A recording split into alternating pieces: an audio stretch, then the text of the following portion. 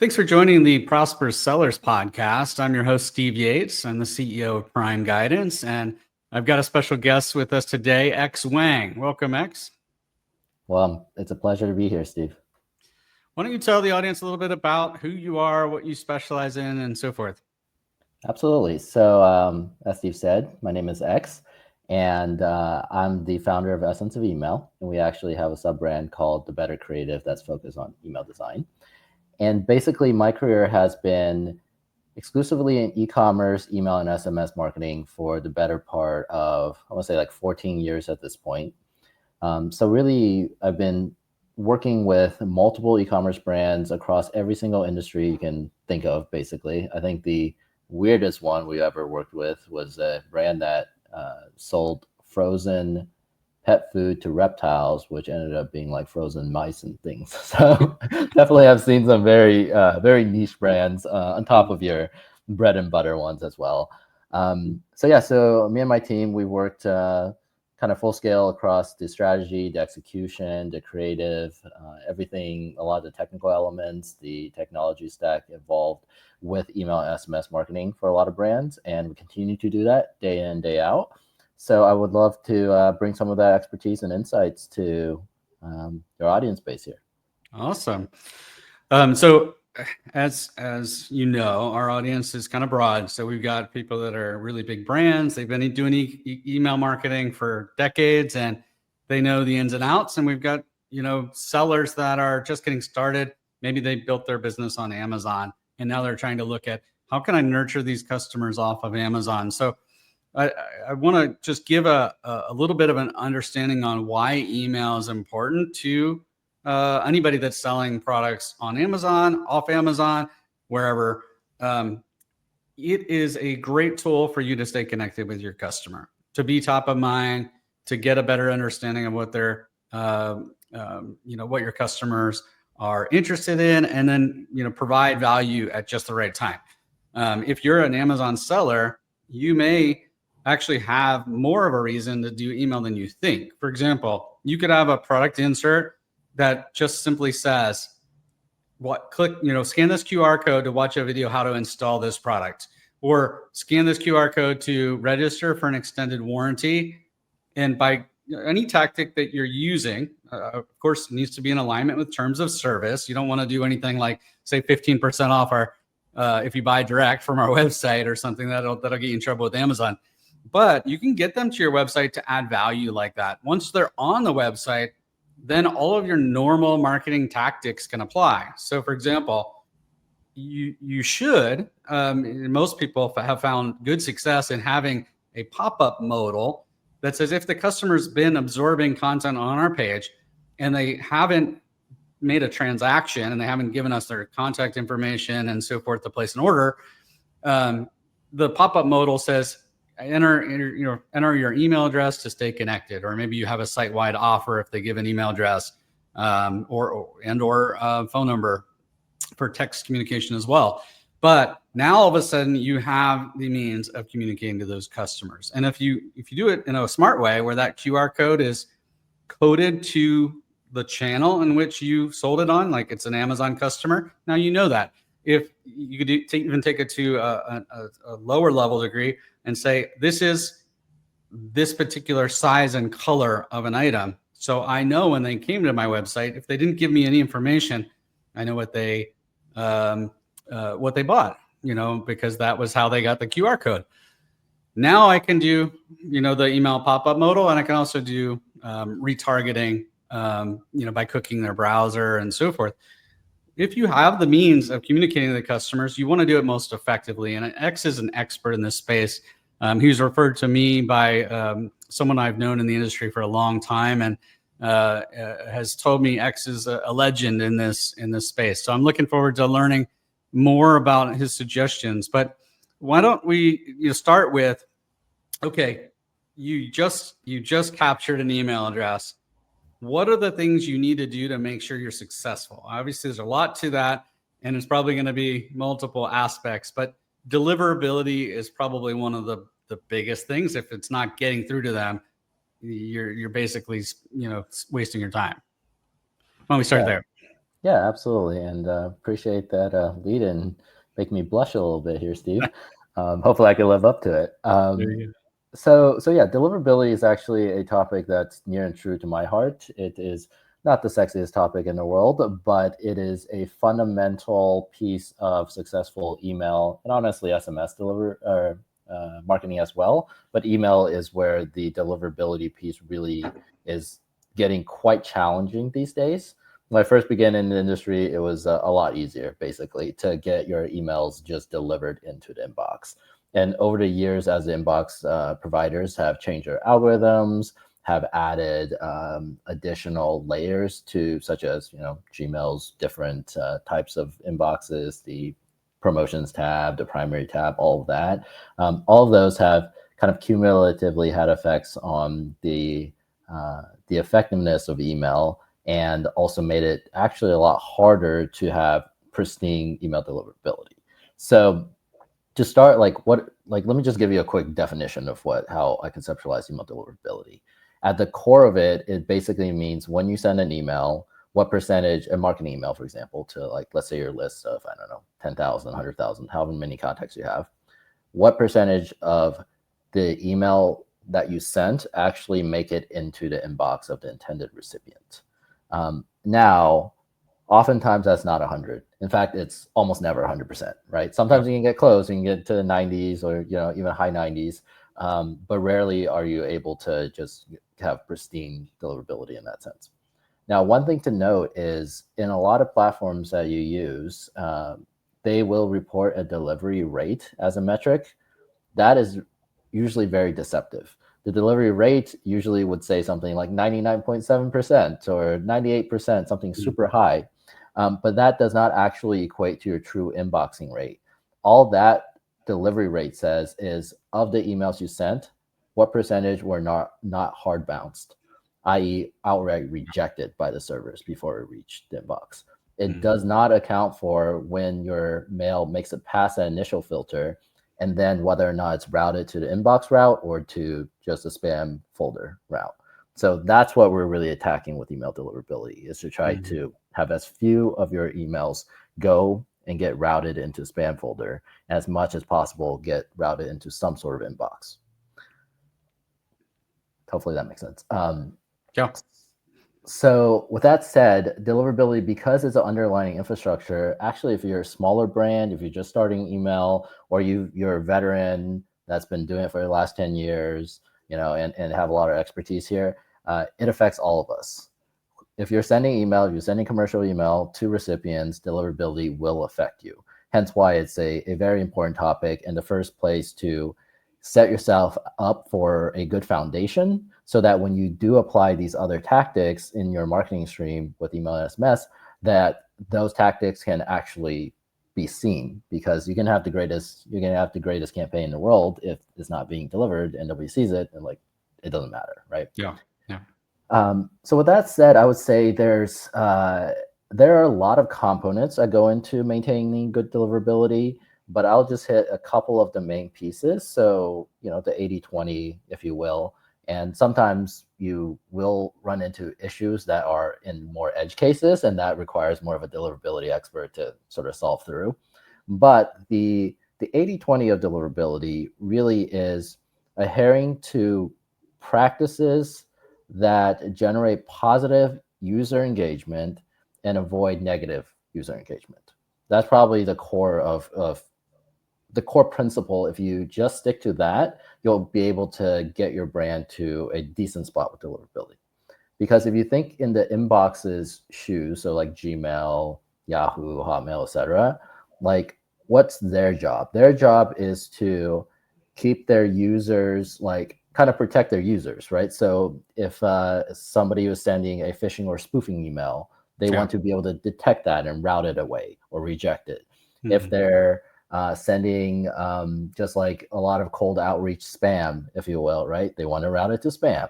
If they're sending email and the user's never engaging with it, or deleting it right away or whatnot, they also want to get it out of view. So that's on the inbox side. And really, from a marketer, you kind of want to align with the interests of what the inboxes are doing or want to achieve, and then orient your sending practices to achieve that.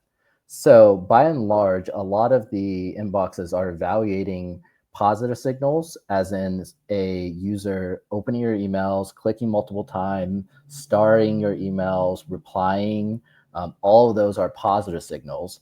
And the higher ratio of sends to those positive signals, or rather positive signals to sends, the better chance that you will have a high reputation as a sender. Versus on the reverse side, if you have a high ratio of negative signals, then that's going to degrade your sender reputation in the eyes of the inboxes. And therefore, at least across a long enough timeline, sometimes it's immediate, sometimes it takes a little bit, you will suffer reputation issues and hence have lower deliverability. Those negative signals are can be a little bit passive, but it can also be active, right? So passively, it would be users just not engaging with the content at all, right? Like never opening, never clicking anything in there, and just kind of ignoring, i.e. sometimes just seeing it, clicking and deleting, and that deletion wouldn't really come through to your visibility in the feedback loop. Or they are spam complaining. That's also a huge red flag. If you have a ratio of spam complaints, the rule of thumb these days is about a 0.1%. You want to stay under a 0.1% spam ratio to delivered. And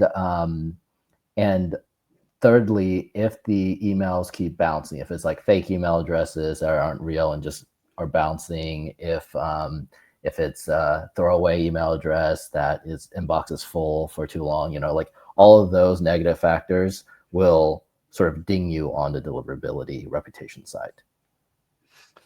What, like, let's say someone messed up and they bought a bunch of emails and they were junk emails and they use them in their list. Like, can the deliverability issue be solved by improving your reputation going forward? And what would you do to fix that, essentially? Yeah, great question. There's no one size fits all solution here, but I'll walk you all through a couple possible scenarios. So what I would do in that situation is, first and foremost, definitely stop sending to those folks. Right? Like that's the first. Don't send to them, delete them off your list, get rid of them, suppress them, whatever you need to do to make sure your next campaigns don't go out to them. Secondly, I would try to crank that engagement lever first through segmentation, and then of course monitor their feedback to see if that actually gets you improvement over time, right? So what I mean by that is, for example, let's say you have your main list, you have some bot email addresses, and now we want to improve your deliverability. We get rid of the ones that you bought that are like low quality. You still have your main list.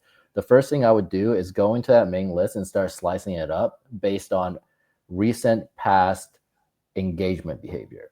So what this would mean is looking at, let's say, people who've opened and clicked emails within the last 30 days, right? Or 60 days or 90 days, depending on your current state of like how bad your reputation is. We typically go more conservative if the situation is worse, right? So that's the first stage. So you really just like slice off the top of the most engaged, most likely to continually give you positive signals portion of your list, and then start trying to send to those folks on the next couple of sends, and then use tools such as Google Postmaster tools, which is free, by the way. You just have to go and set it up. You can just Google that. Or third-party inbox placement tools to monitor your performance after your deliverability performance, specifically after you send the campaigns, and do it with that approach first. If you see improvement, then that's a great sign.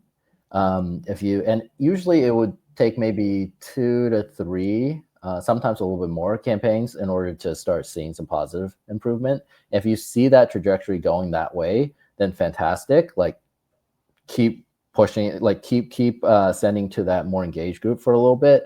And as you get your reputation a little bit more stabilized, much better, then you can start slowly opening up the volume. And instead of looking at like past 30-day engage, you go past 45 or past 60 and continuously monitor. So you can eventually get some more volume in there. That being said, that could also not work. Like that lever, I've had cases where that lever just like it doesn't work for various different reasons. Sometimes it's because, let's say, Verizon Group, which includes like Yahoo and such, like internally blacklisted and hard blocked your sending IPs. In which case, like you can do all the engagement adjustments in the world, it's not Just going not getting through. through. Yep, until you go through a remediation process with them. And usually you would need to lean on your email service provider, so your technology platform sending email, to reach out, because they usually have a bit more direct connections. Would you know, would that email marketing provider say this is what's happened, you got blacklisted on these platforms? The reputable ones will. Will at least you would at least be able to figure that out. It still takes a little bit of digging sometimes to go read the bounce codes and see, oh, okay, on Yahoo, like they're spitting me out all of the same bounce codes, and it looks like we're just blocked, right? So there's visibility into data usually, but it also takes a little bit of knowledge to go in and actually like sift through and like figure that out, right? Now, one thing I do like is to use as a canary in a coal mine, if you will, is to just look at your relative open and click rates across inboxes to see if you have at least the first inklings if you have a problem, right? So for example, you open up your recent campaign and you're like, all right, look at the open and click rates by Gmail, by Apple iOS, right? By Verizon Group, by Hotmail Outlook.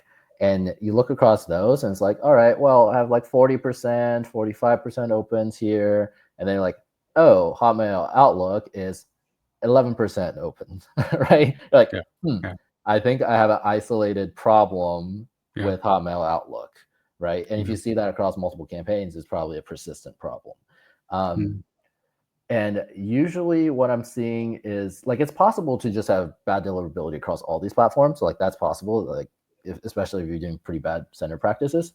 But usually you kind of see a bit of a whack-a-mole where it's like, oh, Gmail has like some weakening here. And then, oh, Hotmail now has some weakening. Oh, I solved that issue. And then, so it's a bit of that to at least get the first inklings of if there is an issue.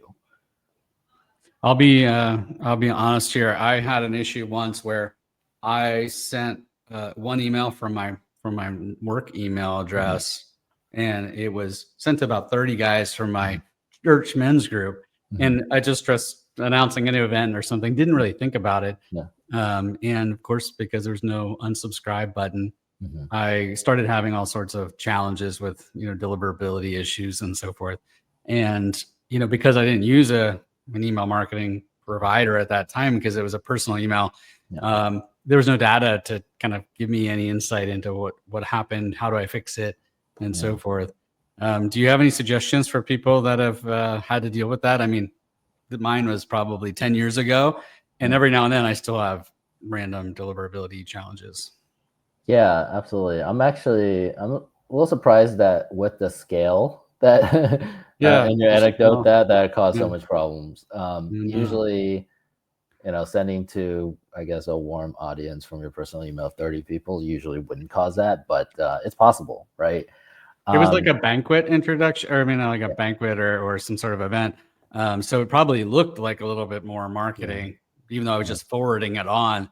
Yeah. And it could be whatever was coded before I forwarded it may have haunted me. Yeah, absolutely. I would say, so in terms of like tools and just like thinking through how to diagnose that, right? So now we're sort of getting a little bit into conversation of what is this reputation I'm talking about, and what like governs it, what drives it, and like what markers there are, right? So when I say like your reputation as a sender, it really is looking at several markers that identify you as a sender, right? So like Steve sending an email, like what's identifying it's coming from Steve, right? Or if your brand is sending an email, what's identifying it's coming from your brand, right? And really what they're looking at primarily is going to be your sender IP or set of IPs that you send your mail, and then the sending domains, or rather set of sending domains or subdomains that are coming through. So those are the two primary markers of like who you are as a sender. So historically, sender IPs was given more weight in the past because it was a lot harder to move IPs back in the day, especially when you had like on-premise, like servers and such. And email has been around for a while. But as time went on, now it's like a lot easier to just like get a new set of IPs and such, whether dedicated or shared.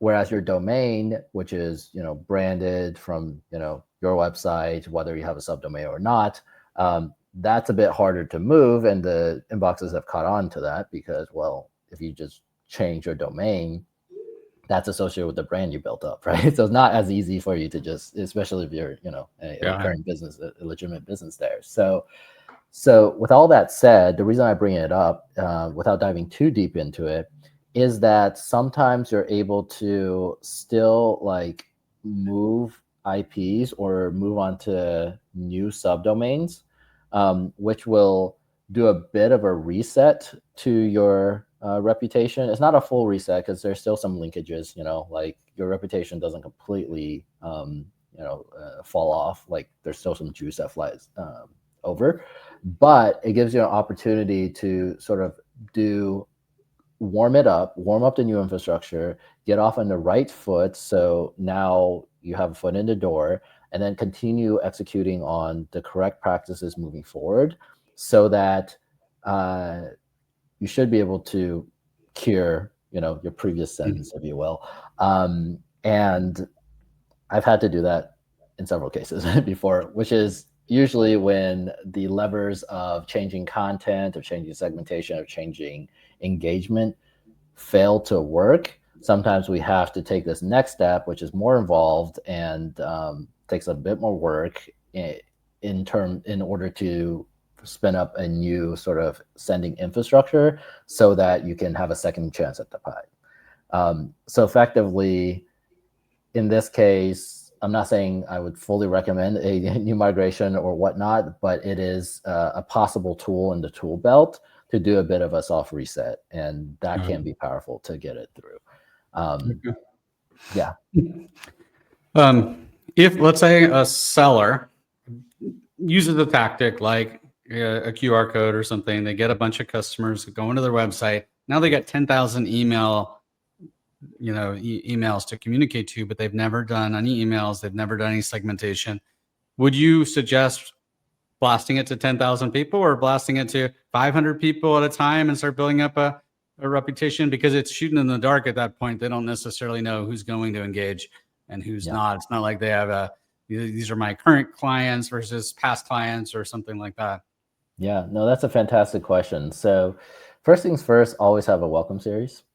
Even if it's short, even if it's like, sometimes it could even be one email, but so when you just capture, or rather a lead welcome series, there are different types of welcome series, right?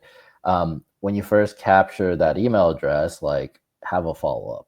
So they're at least getting that automated messaging going through, and that could be several emails deep, spaced out over a couple of days, couple of weeks, however you want it. So there's at least some volume starting to go through, and the benefit of that is you start generating some data, like who actually were interested enough to open these emails, how many times did they click, and you start stratifying and getting some of the engagement data. Now, beyond that, let's say, you do the strategy, maybe even had a welcome series, but you haven't sent an actual campaign. You built out, like, I don't know, you went from 0 to 5,000 emails over the last 6 months, but you haven't sent them anything else, right? Other than like that confirmation email. So in that case, we are at a place where we need to still warm up the list and warm up the infrastructure. So that we're still on kind of square one, basically. The core with warm up is you want to demonstrate really positive engagement out of the gate and consistently for the first few times you send, so that the inboxes look at it and they say, oh, okay, this is a good sender. And then you're in more of a stable state, right? And then you can kind of go bigger volume. So with that being said, it's a little bit more difficult because you don't have that historic engagement data. Like you don't know who opened it because you haven't sent an email, right? So in that case, what I would go with is I would at the very least go with recency. Ideally, we go recency and monetary and engagement data. So a perversion of RFM there, but because you don't really have those data layers, at least just go with recency, i.e. recency of when they subscribed. So people who subscribed in the last 30 days, for example, right? Like that could be a place to start, or even last 7, depending on like how much volume you're getting. Usually I would go on that first send to be, maybe 5 to 10% of your total list. So you can adjust like the number of days back you look and such to get to around that number. And depending on how big your list is, if it's like, if for some reason it's like 1 million people on the list who haven't got emails, I would dial it down to even smaller percentages, right, in the initial push. And using that recency criteria, send it, monitor it, see if you have good open rates, click rates, low spam complaint rates, use the inbox placement tool. And if that's good, then you go a bit further back. You kind of go maybe 15, 20% of the list on the next send. If that's good, you kind of scale it up, right? The rule of thumb is for a lot of brands, you can probably just like double the number of recipients on each subsequent send. But I like to closely monitor that and sometimes go like a little bit less than double, sometimes just go up by a fraction, sometimes don't go up at all and just like hold until a couple cents before you dial it up. So in short, to answer your question, I would use at least that recency of subscription criteria, and also definitely don't send to entire list right away. Like the first send is going to be smaller. That's okay. You're building for the long term. You want to get off on the right foot. Let's talk about the importance of creative and text. What's going to draw their eye to the subject line of the email to get them interested in clicking in. And then once they click in, what kind of content do you think is most valuable to get that engagement? You talked about the positive engagement. We want them to spend time, looking at the email, clicking into the email, going to the website, all of those things. Any suggestions where maybe people commonly go wrong there, or best practices? Yeah, absolutely. It's a big topic, and I've run a lot of A/B tests over years on creative, on the layouts, on subject lines, etc. So there are some general like winners, but with the asterisk that sometimes it's completely opposite on what I'm telling you. So the best thing I can tell you is definitely test it out. Like just go wild on testing on your own data and trust what your own data is telling you, because every business has some nuance and their customers may behave differently. That being said, a couple of things and patterns that I've noticed, as well as just guidelines, right? So first, let's talk about just more plain text emails versus more creative emails. We've found that there's a space in place for both. And according to testing, some patterns I've noticed around that is in the cases where plain text tend to like potentially outperform, sometimes it still underperforms or just goes head to head, but potentially would be where you have a very clear value proposition and very short and clear one. So this would be something like, hey, it's a Black Friday 40% off today only sale.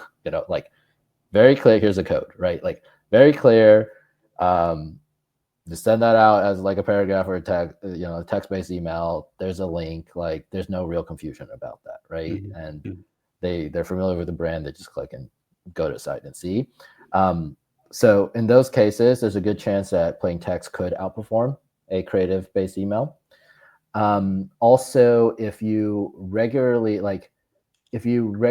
send one type of email and then switch it up in formatting. So if you regularly send creative-based like design emails and then you switch it up and you have like a text-based email, then usually you see a pop in performance, and then that potentially could die down like fairly quickly just because the newness of it. Got it. On the other hand, too, anything that is hyper personal, as in like, let's say it's a letter from the CEO, right? Or like, here's my story of how I founded a brand, or it's Valentine's Day or no, Valentine's Day probably not the great example. It's like end of year, like holidays, right? It's like, oh, thank you for being a customer. In those cases, veering towards more of like a text-based format tends to look more one-to-one, and that could potentially outperform creative-based emails. On the other hand, where more distinctly creative-based emails tend to almost always win is when it's very visual product heavy. So when you're launching a new clothing collection or something like that, where you're like you want to show it to them, right? The way you get their interest and the way you get the click-throughs is by putting the actual product visually in front of them. Then a lot of times on the email side, I found that the creative-based emails work better in those cases. Interestingly, for text messages, sometimes it's the opposite effect. For text messages, sometimes when you show the product, because you just don't have as much space, a lot of times, you kind of have a little square on the mobile phone. If you don't nail the product that's being shown or the way it's displayed, so that people, a lot of times you actually get more intrigue by just sending a text saying we have a new collection without the image. And so not showing an image on the SMS side actually could drive more click-throughs onto the site and higher performance. Because a lot of times people see the image and like, not that interested, or like it's hard to see and they're like, whatever. But email is a different story because you usually have a bit more space, longer length, even if it's on mobile. So yeah, I would say like those are a couple patterns. Obviously, a lot to share along those lines. But one other tip, I guess, to sort of talk about in that realm is when you're looking at like what types of subject lines, for example, drive click-throughs and all that.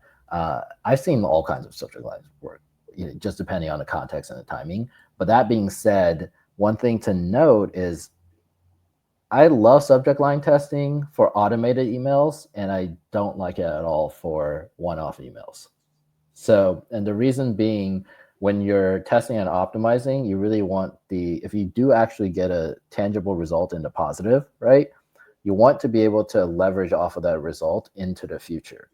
So when you're testing like subject lines on one-off emails, let's say you do find one that, the B version worked a lot better than A version, the next one-off email you're going to send is not going to use that exact same subject line, right? It's by definition is going to change. It's going to be a different topic, and it's going to be a slightly different offer, whatever it might be.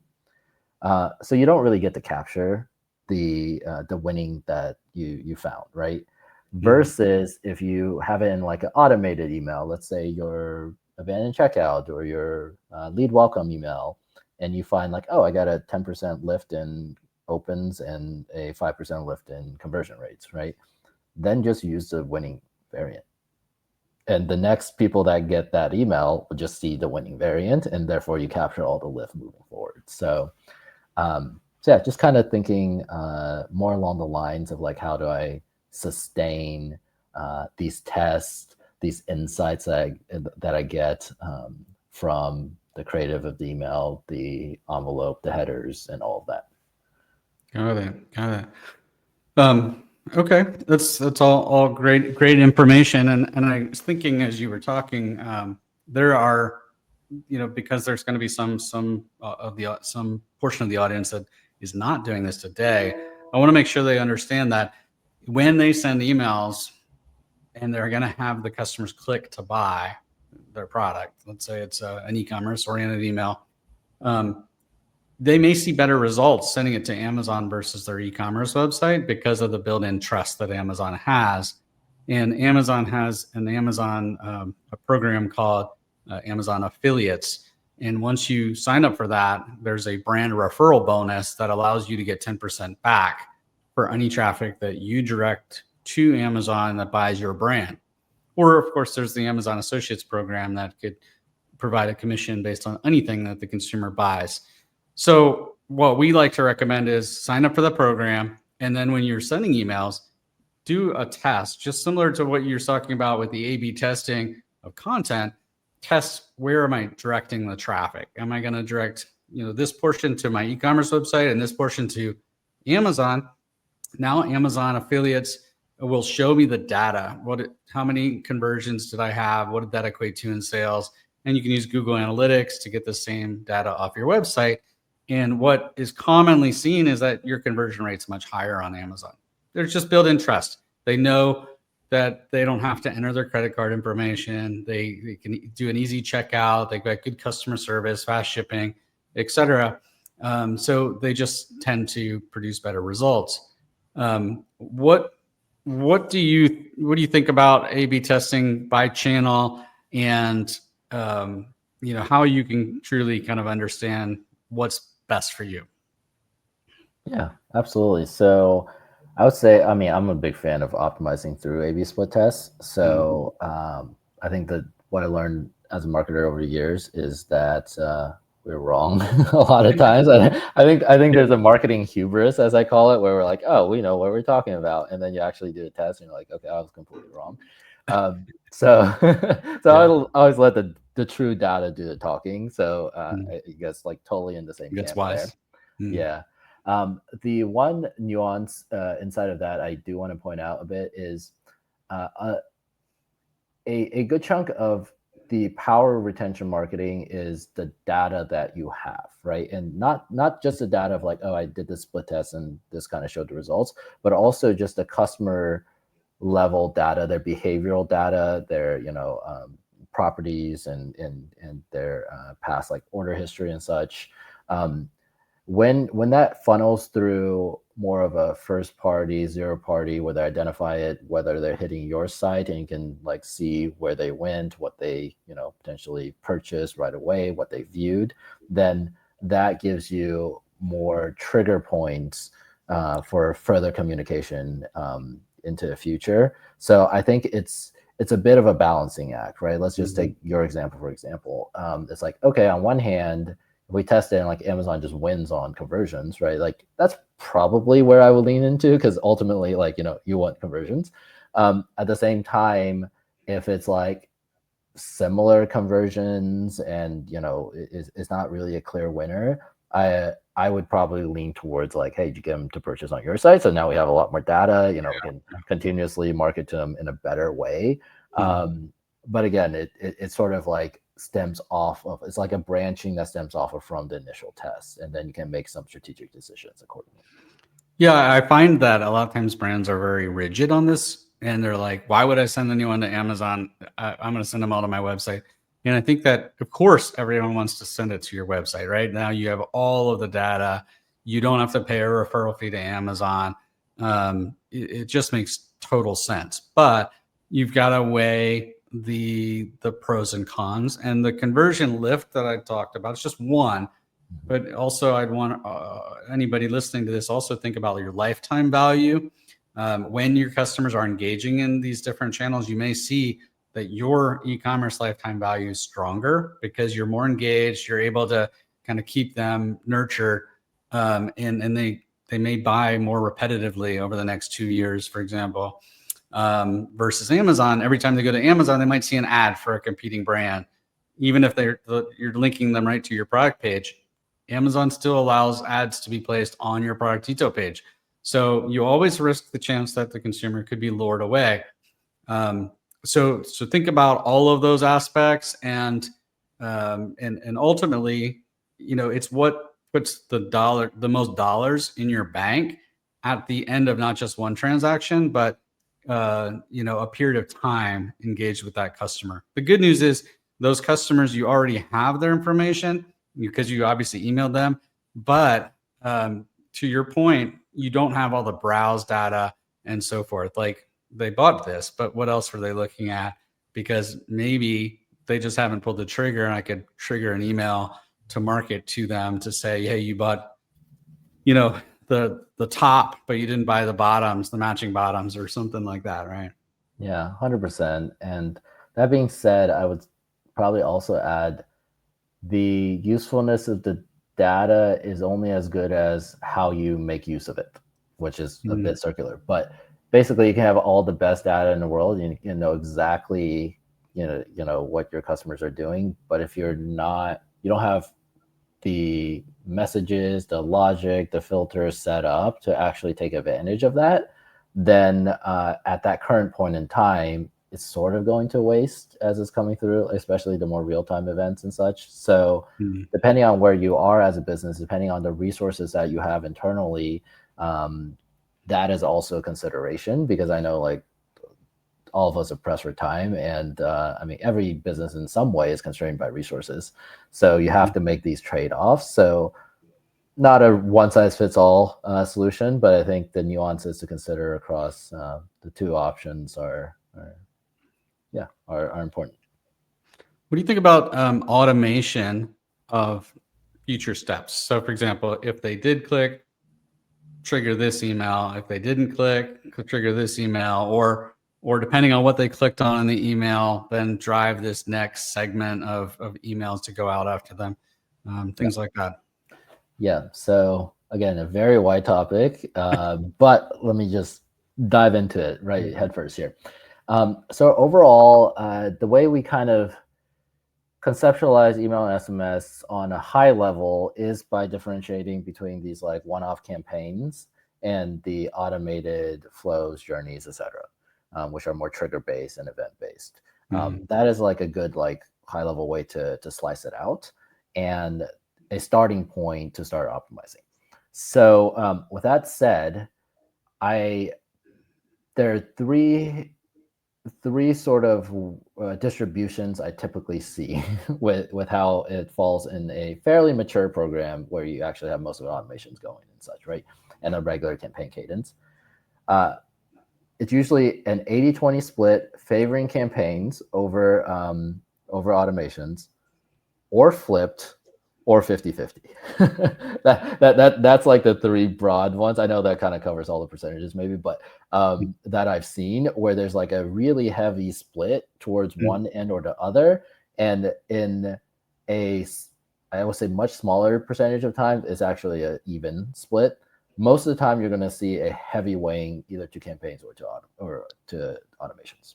Got it. So you don't know until you try, basically, because how you are selling probably matters a lot. Who you're selling to probably matters a lot, and things like that, right? You don't know until you try, but you can have educated guesses. So yeah. So for example, higher ticket items with longer sales cycles, that tends to, I would say, probably tends to favor campaigns more. As a general rule, obviously it can, it can not be true, right? We have automotive client that's complete flip, like campaigns just generate some visits and all the automations are doing the work. Because it is, while, you try to get them correct in the points of the journey, like that regular like campaign coverage will capture people who may not have been in the, well, they're in the market, but they're not actively like browsing your site and all of that, right? So if you get them as this umbrella in the campaigns, then you tend to, at the right time, then they just go and purchase, right? So, so that is a little bit of a rule of thumb. Anything that has sort of like a recurring element could be candidates to swing to other side. Anything that would require, that would also, well, that's not entirely true, because I'm thinking like fashion, there's like a lot of reason to go back to your site. They do well on automations, but they also do extraordinarily well on campaigns. And so, yeah, I guess that's what I'm talking about. I'm like, oh, there's general rules of thumb, and you like you can back it out, but I guess maybe not so much. But I will tell you, there are definitely, depending on where you're selling, depending on the industry, they're definitely an audience a bit, but some industries can just sustain a higher volume of email than others. I've definitely seen that split. So the quintessential example would be like women's apparel. You can send like pretty much every day, as long as you have like, like a wide enough SKU set and like fairly regular releases, where you can send a lot, very high frequency, and get a lot of, attributed revenue out of the channel, and also do not just tank your list. it just can sustain because it's interesting, right? Like Yeah. people shop for desire, and if Mhm. they, at least they're interested enough to browse if they don't purchase, right? So some industries can just like sustain that versus some other industries where if you send daily, you're gonna just completely tank the list. Like you might do once per week or whatnot. Mm. And I've tested it with certain clients where like we oversent and we're like, all right, we reined it back, and now okay, we're in a sweet spot, right? Usually the mistake is undersending, like too low of a frequency. Actually, Really? is the mistake I see. Actually, let me caveat that. Usually, if you're beginning and smaller, you're undersending. And if you start being bigger and like more advanced and have more resources, you're probably oversending, actually. so that's sort of the trajectory I'm seeing. And there's a happy middle that you got to test with. But generally speaking, like I would say smaller senders are scared to piss off their customers, and bigger senders are like, I'm leaving money on the table. Let's blast the list. Got it. So speaking of undersending, I've heard that, selling a service, for example, you may need to reach out to the customer like 7 times before they choose to decide one way or another. Do you find that there's maybe people don't send email enough? Like they send it once and then the customer didn't engage, and they just don't ever, they don't repeat or try a different tactic to get that customer. And it was really not anything they did. It's just life is busy, and people just don't have time to look at every email. Or maybe you caught them at a time when they were out of the office, and then they got back to 100 emails, and it was easy for them to just hit delete on a bunch of them. Yeah. What do you think about that? Yeah, I'm going to speak to e-commerce in particular, obviously, since that's Yeah. our topic rather than services. And I Mhm. have some very specific insights into this. So first off, the place I like to start is look at the time it takes from the point a lead comes in to when they make their first purchase, and look at that across like your retroactive data set. Mm. Because what you potentially can find is very interesting, right? Sometimes you see like more of a flat, like, hey, someone on day 1, small percentage purchase, day 2, day 3, day 4, and this like somewhat flat of a distribution, and then it caters off. Sometimes you see very bifurcated, or not even bifurcated, like very skewed distributions. So like, for example, one of our clients, when we ran the analysis, we found that I think it was like 88% or something purchase on day 0 of leads. And then in that first week, it's like if they were to purchase, 95% of those first time purchasers happened within the first week. And after they get past the first week without purchasing, there's like only a 5% chance they'll actually purchase, right? So there we're like, oh, the window is so skewed towards when they come in, and it kind of makes sense. The product is a bit more of an impulse buy anyways, right? Mhm. But the Yeah. data shows that, right? So in Mhm. that case, I'm like, if you capture a lead, you gotta go hard, like right away, get them purchased, and then lean off, then like, back off Yeah. on the message frequency and such, because the data really tells you have to strike when the iron's hot, and when the iron's hot is a very narrow period, very close to when they subscribed. If that distribution is a bit different, then obviously scale it down, like scale up and down your messaging accordingly. And on top of that, I like to look at leads versus first-time customers versus repeat customers.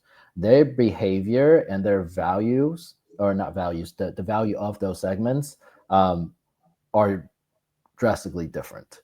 So by and large, and it's not true for all industries, because some industries it's actually completely flipped. But a lot of times what you see is the conversion rates for leads are at X percentage. And then when they become a first-time customer, it like 3 or 4 X's on general like email conversion rates. And then when they become a repeat customer, there's another like 5 to 10 X like conversion rate increase, which kind of makes sense, like If they bought from you like 2 or 3 times, they're probably like your product, more likely to buy in the future, and so on. So let's take that. And again, I've seen some that are flipped, where it's like the lead conversion rate is a lot higher and the repeat customer and first-time customer is quite a bit lower because the product takes forever, in the life cycle to make that big purchase.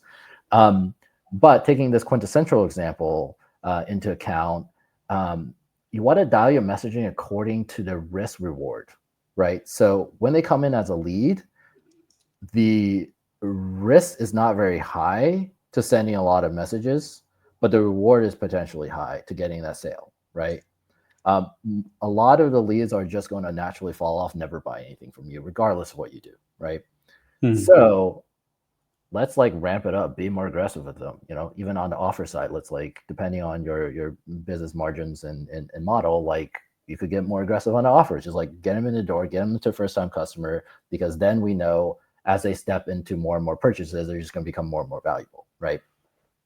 But then as you go to like first-time customers, repeat customers, I like to actually pull back the aggressiveness of the marketing, because they like would naturally are more inclined to just buy from you, right?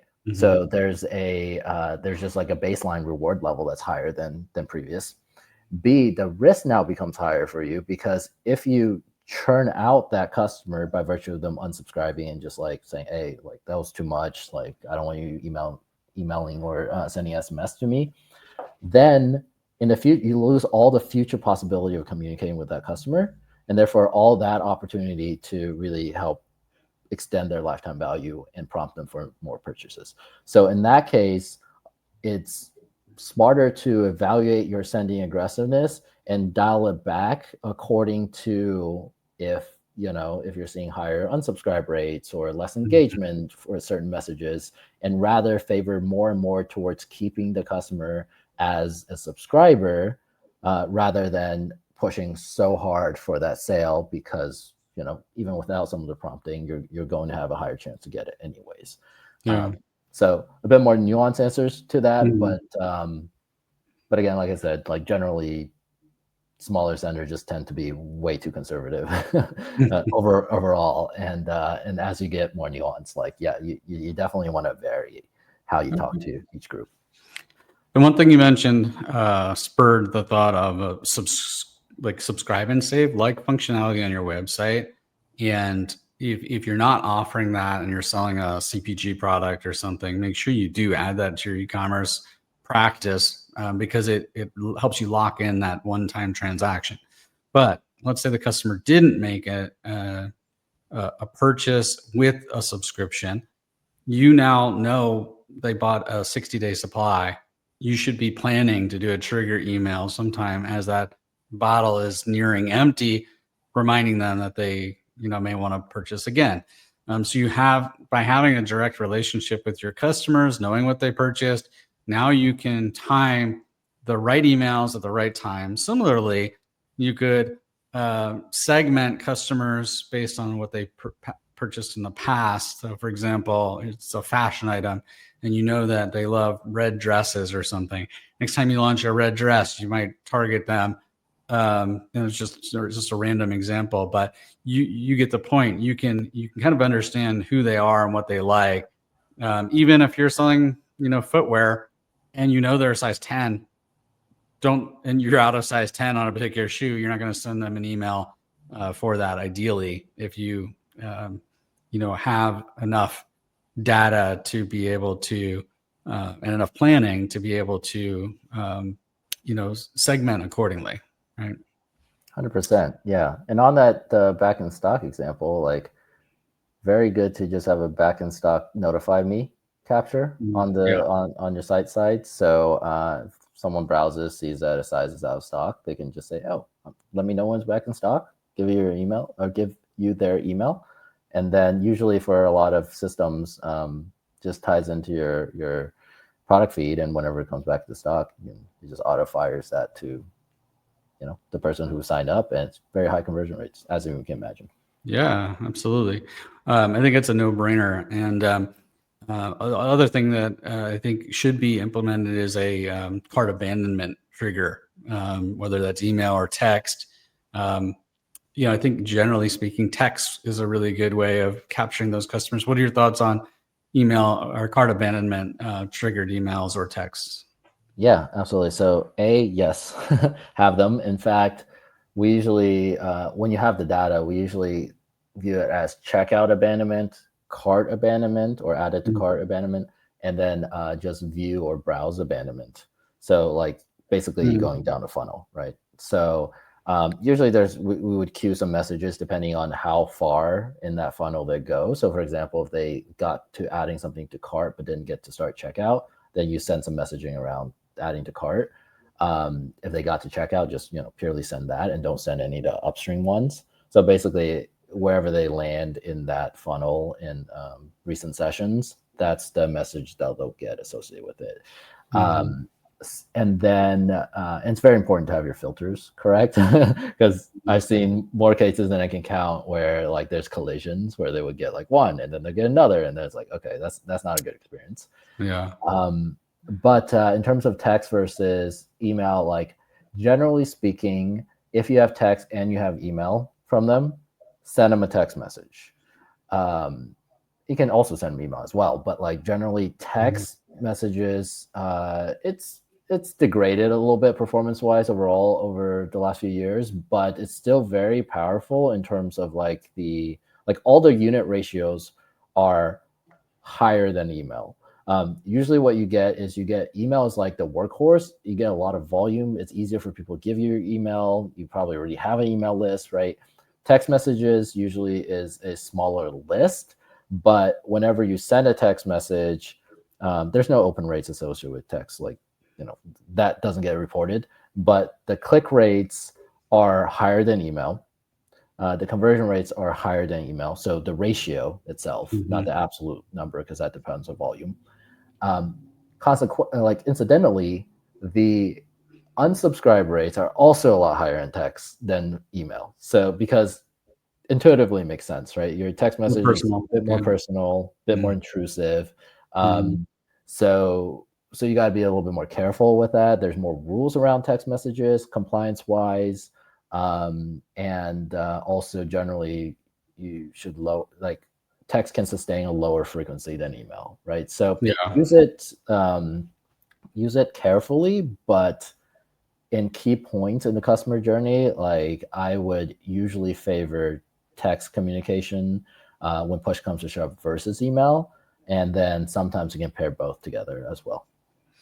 I personally find that when a retailer follows up with me when I was engaging with them, it doesn't bother me. Like it's like, oh, thanks for the reminder. I was recently on Patagonia's website looking for an item, and they triggered an email, and then they triggered a text or something, and I was planning to make a purchase. I was still in my research phase. Mhm. So them kind of spurring my interest to go back and continue to do my research was actually helpful. It didn't bother me. I think if I got regular emails from them or text messages from them, just showcasing, whatever versus a very targeted product that they know I had an intent to buy. To me, it's like on a whole different level, and I think that deserves a lot of priority. Yeah, absolutely. It comes back to relevance, right? Yeah, Like whether it's your behavioral relevance or what you're interested in. yeah, If I don't know, they sent you women's leggings. I mean, assuming you're buying for yourself, right? And you're like, that's not relevant. And they keep doing that, right? And you're like, okay, like why am I getting these things, right? yeah, yeah. Well, I know we could talk for hours probably because this is such an in-depth topic, but is there something else that we haven't covered that you want to just kind of surface to the audience, or do you feel like we covered most of the topics that are relevant to the average user? Oh, like you said, this is Yeah. I can talk for days on it. I would say we hit the major points. I think to leave your audience with something to think about, especially the ones that haven't done much email at all, is that like don't be afraid of it. I know Mm. we talked a lot about a lot of nuanced topics here, but you can always crawl and then walk and then run, right? Yeah. Start with just building that list, like you said, like Mhm. get the QR code, get whatever to get them to the site, have a capture mechanism, have a welcome email. If that's all you can manage, in the short term, that's fine. At least you'll start building the list so you have the asset to leverage in the future, right? And if you can go beyond that and you have resources to do so, then by all means, like, push forward. But done is better than nothing, or done is better than perfect, I guess is the real saying. But in my Yeah. book, it's always good to, like, just make a step forward. If it's a big step, great. If it's a small step, great. It will pay dividends into the future. No, that's great. Why don't you tell the audience how they can reach you? Should they want to, reach out and engage and learn more about the services you offer? Yeah, absolutely. So my email is just x@essenceofemail.com. So pretty simple if you all just want to drop me a message there. Like I said, we have basically two brands, essenceofemail.com, which is our full service email and SMS marketing agency, effectively. And then we have another brand called thebettercreative.com, and that is focused purely on email design. So those are basically the services we offer. You can check out the websites. You can reach out directly to me. Yeah, pretty simple. Awesome.